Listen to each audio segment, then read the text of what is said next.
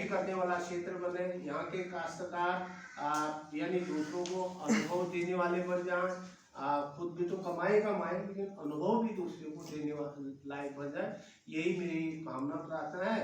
और आप इस काम को कर रहे हो तो आप सबको मैं आप सबके लिए कामना कर रहा हूँ कि आपका ये प्रयास सफल हो और इस काम में आप सफल हो और अपने क्षेत्र के पहचान बनाए, अपने आर्थिकी को ठीक करें, अपने परिवार का स्तर ठीक करें इस उद्योग के माध्यम से।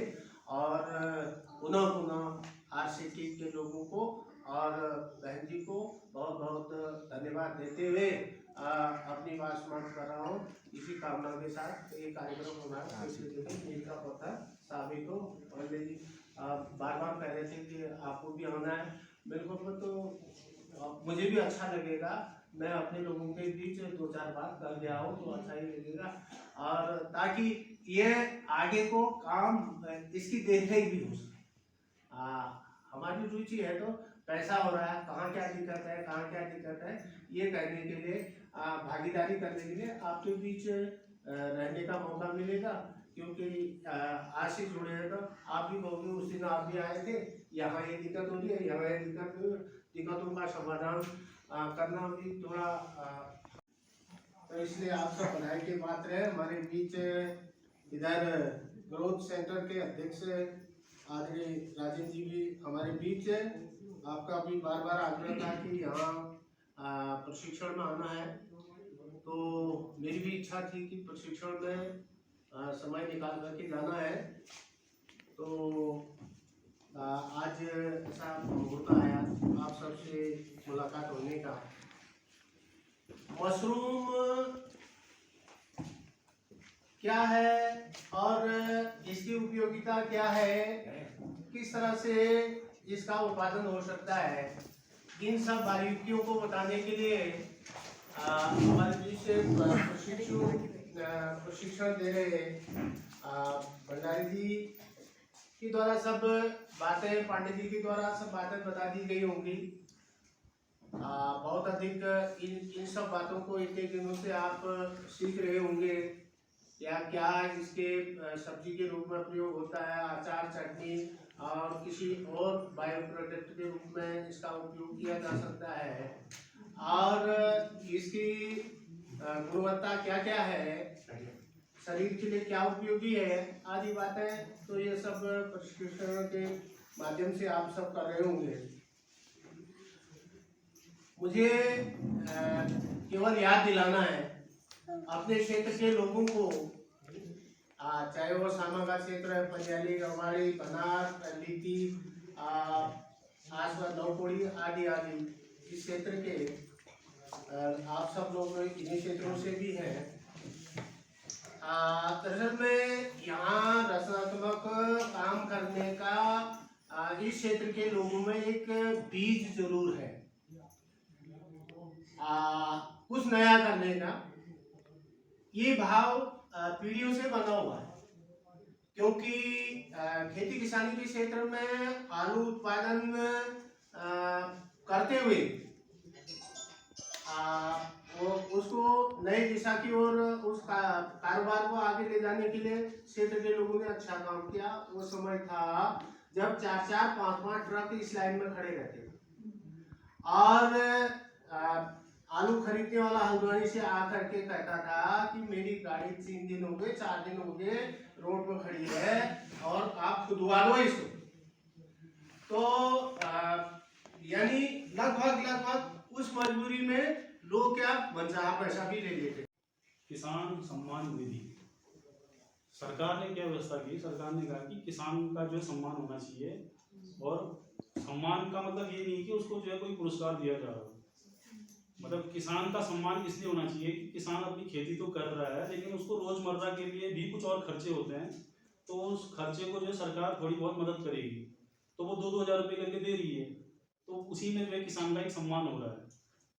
अब जब सरकार ने किसान सम्मान देना शुरू किया तो उसमें कई जो लाभार्थी हैं वो उनको नहीं मिलना चाहिए था, ऐसा जो है सरकार को पता चला बाद में।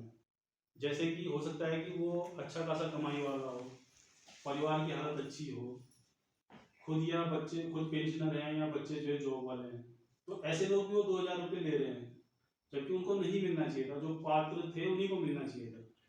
तो सरकार ने अभी बीच में क्या किया कि जो भी किसान सम्मान, सब लोगों ने बता रखा होगा कि जो एक आप मान के चलो सबसे बेकार जो वोट होता है, एक ऐसा वोट जिसमें आप जो है कबाड़ टाइप में डाल रहे हो, वही तो वोट काम आ रहा है।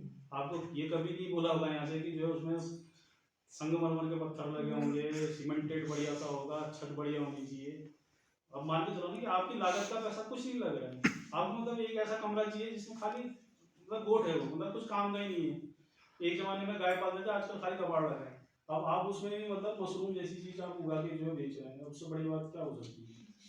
फिर कल के दिन अगर वही कोई ऐसा आदमी जिसको लगता है कि मेरी जो है फसल अच्छी हो रही है, लेकिन मेरे को जो है थोड़ा और पैसा होता तो मैं एक दो और रैक और बढ़ा लेता है, एक दो कुछ और बढ़ा लेता ताकि मेरा उत्पादन बढ़े, तो उसके लिए बैंक आपको केसीसी दे सकता है या और टाइप के जो लोन है। अभी सरकार ने मुख्यमंत्री स्वरोजगार योजना के अंतर्गत कई सारी, इसको मशरूम उत्पादन में भी आपका वो योजना है मुख्यमंत्री स्वरोजगार योजना में।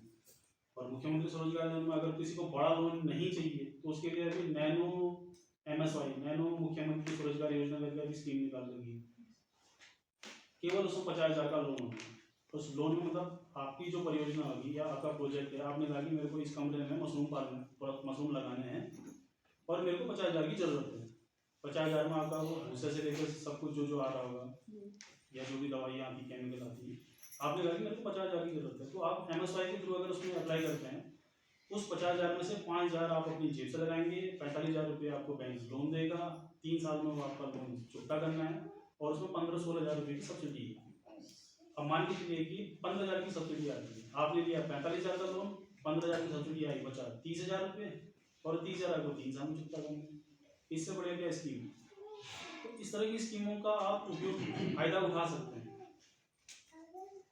उसके अलावा अगर किसी को लगता है कि मैं बड़े लार्ज स्केल में करूँ, बड़ा काम करूँ, तो उसके लिए भी फिर बैंक जो है मुख्यमंत्री स्वरोजगार योजना में भी आप बड़े लोन के लिए भी अप्लाई कर सकते हैं, 1 लाख 2 लाख।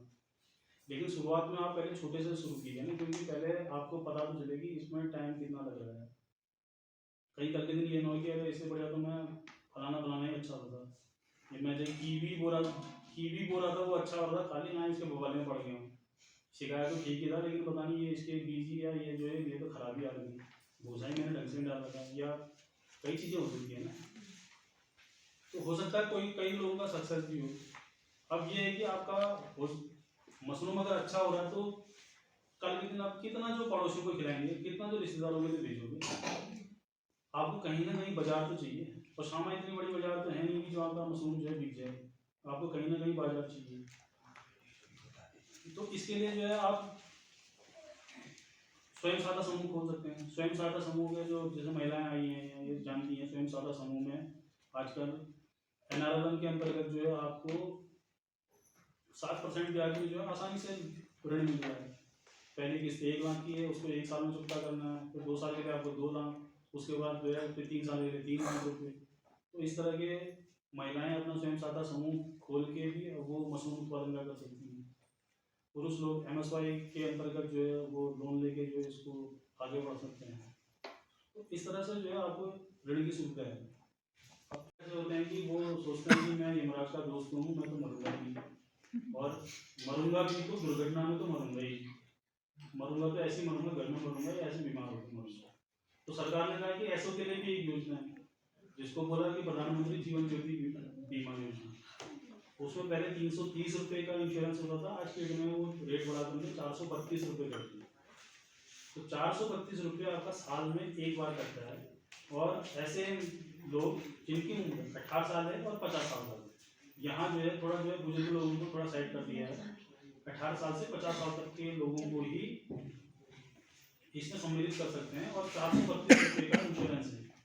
इसमें यह सुविधा है कि पुराना रास्ता जो बीमा जिसने करा रखा है उसकी मृत्यु कैसे भी होती है तो घर वालों को 2 लाख रुपये मिलेगा। अब कई लोग सोचते हैं कि ये तो बैंक वाले तो ऐसी बात कर रहे हैं, मरने मारने की बात कर रहे हैं।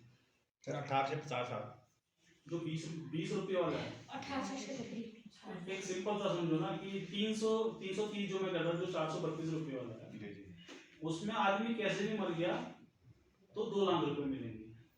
तो सरकार थोड़ी तेज थी, सरकार ने कहा बुढ़े तो मरेंगे ही है, तो एक काम करो इनकी उम्र 50 साल तक वालों को ही लो, उससे ऊपर वालों को मत लो। तो इस बात को ध्यान रखो कि 432 रुपए में केवल 50 साल तक वाले हैं। हाँ, और 20 रुपये वाला बुढ़ा अगर दुर्घटना में मर भी गया तो कोई दिक्कत नहीं, 2 लाख दे देंगे, सरकार ने ऐसा सोचा तो उनका 20 रुपये। 50 साल तक जाएगा ना सर, 432 भी। हाँ, वो 70 साल तक है 20 रुपये वाला। अब अभी मैं कह रहा हूँ कि कई लोग ये सोचते हैं कि मैं मरूंगा ही नहीं।